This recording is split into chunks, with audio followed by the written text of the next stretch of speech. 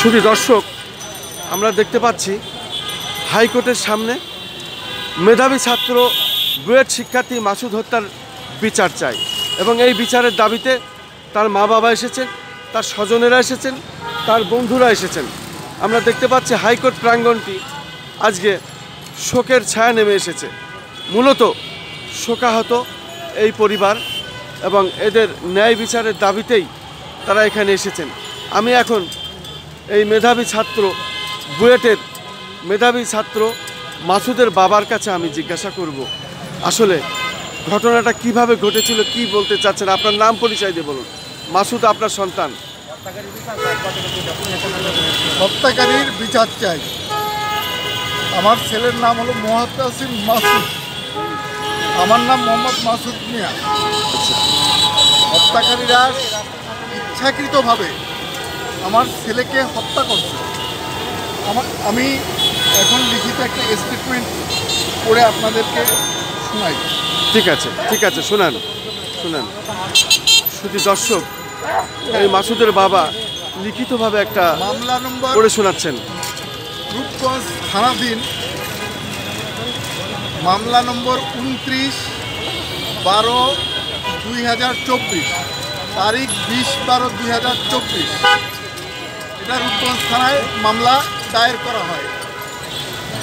পূর্বাচল 300 ফিটে আসামি পক্ষ বেপরোয়া গাড়ি চালিয়ে চাপা দিয়ে ঘটনাস্থলেই বুয়েট ছাত্র মোহতাসিম মাসুদের মৃত্যু ঘটানো এবং 2 জনকে গুরুতর আহত করা প্রসঙ্গে আমাদের দাবি, গত 29/12/2024 তারিখে বুয়েটে কনসার্ট চলছিল। কনসার্ট সন্ধ্যা থেকে সকাল পর্যন্ত চলমান ছিল। দীর্ঘ সময় কনসার্টে ভালো না লাগায় 3 বন্ধু মোহতাসিম মাসুদ, অমিত শাহ এবং মেহেদি একসাথে রাতে খাওয়া দাওয়া করে রাত 2টার দিকে শুধুমাত্র ঘোরার উদ্দেশ্যে পূর্বাচল 300 ফিটে উদ্দেশ্যে মোটরসাইকেল যোগে রওনা হয়।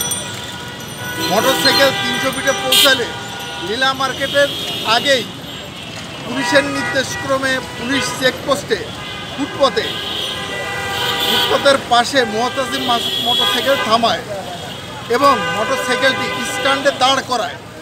সার্জেন্ট মোহতাসিম মাসুদকে মোটরসাইকেলের কাগজপত্র দেখানোর জন্য বলেন। মোটরসাইকেলের কাগজপত্র সিটের নিচে থাকায় মোহতাসিম মাসুদ কাগজপত্র বের করার জন্য পিছনের দিকে সিট খোলার জন্য যায়।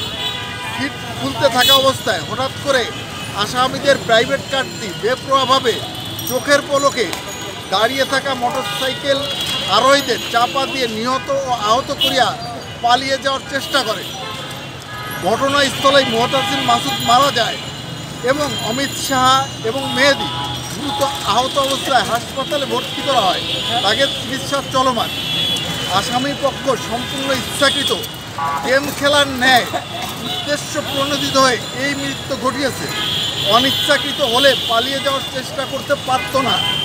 যেহেতু প্রাইভেট কারটি চালকের কন্ট্রোলেই ছিল, সেহেতু আসামি পক্ষের কেউ গুরুতর আহত হয় নাই।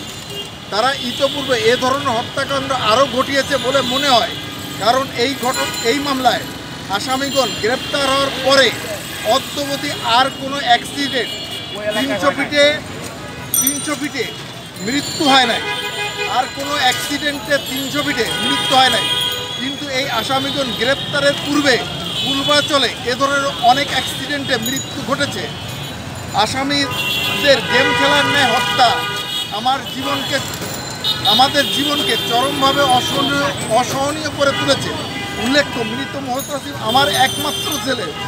আমি আমার ছেলে হত্যার বিচার চাই।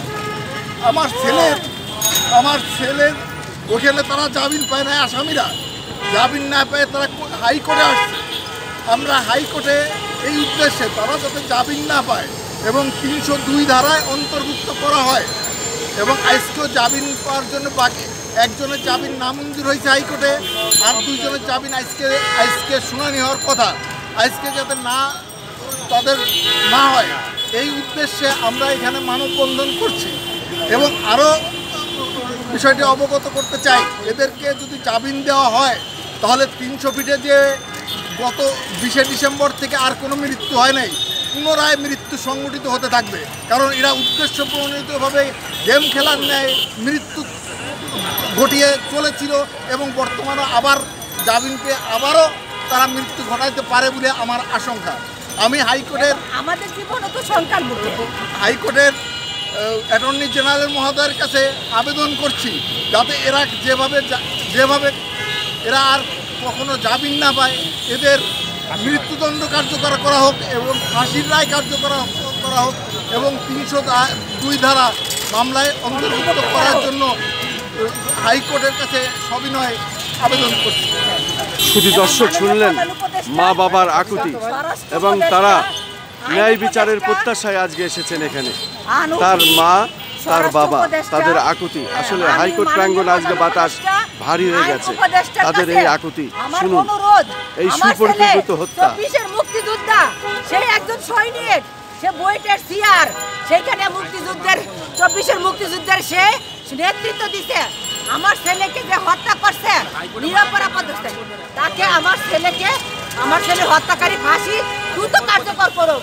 দ্রুত বিচার ট্রাইব্যুনালে আমার এই মামলা কেন নিচ্ছে না তারা? কেন তদন্ত তাড়াতাড়ি শেষ করতেছে না? পুলিশ যে আমার ছেলেরে দাঁড় করাইছে, আমার ছেলের কেন নিরাপত্তা তারা দিল না?